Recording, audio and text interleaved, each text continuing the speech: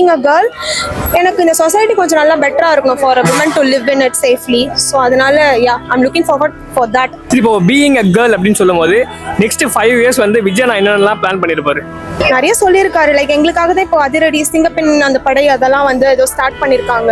நிறைய பிளேஸ்லாம் ட்ராவல் பண்ணுவோம்ல. ஸோ அப்போ ஒரு தடவை எனக்கு ஒரு இன்சிடென்ட் ஆயிருக்கு இந்த மாதிரி ஐ ஃபேஸ் சம்திங். ஸோ அப்போ நான் கால் பண்ணுறேன். அப்போ வந்து தேவர் கொஸ்டினிங் மீ, நீங்கள் ஏன் அந்த டைமுக்கு அங்கே அது ஒரு நூன் டைம் தான், ஒரு 12 o'clock நூன் ஹைவேஸில் இருக்கும்.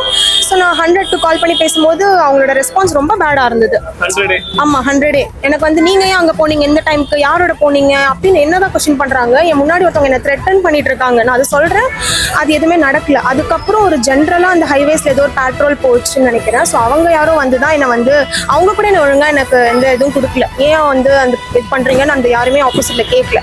நான் 100 கால் பண்ணனால எனக்கு அதுக்கப்புறம் வந்து ரிட்டன் ஃபீட்பேக் கால் வந்தது ஒரு 2 டேஸ்க்கு அப்புறம். அவங்க என்ன கேட்டாங்க, உங்களுக்கு போலீஸ் வந்து வந்தாங்களா, உங்களோட ரெக்வஸ்ட் இது பண்ணாங்களான்னு கேட்டாங்க. நான் சொன்னேன், நான் கால் பண்ணதுக்கு யாரும் வரல, அங்கே எதிர்ச்சியாக போன ஒரு போலீஸ் பேட்ரோலில் தான் வந்து எனக்கு சப்போர்ட் வந்தாங்க. ஆனால் அவங்களுமே எனக்கு ப்ராப்பராக ரெஸ்பான்ஸ் பண்ணல, என்ன தான் திட்டினாங்கன்னு சொல்கிறேன்.